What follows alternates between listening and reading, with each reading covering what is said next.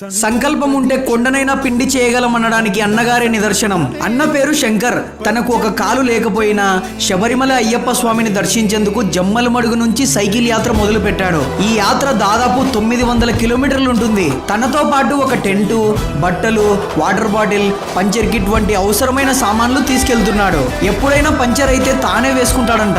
ఇంకో విషయం ఏంటంటే అన్నగారు మన సబ్స్క్రైబర్ కూడా.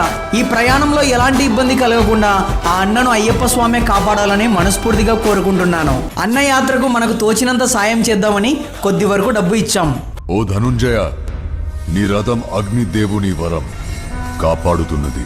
జెండాపై కపిరాజు, అంజని పుత్ర పవన సుతనామా, నడుపుతున్నది ములోకాలు నడిపించే నేను. కుత్తలి మెట్టు కొండను కొట్టు ఢీ కొట్టు, గట్టిగా పట్టేను పట్టు గమ్యం చేరేట్టు.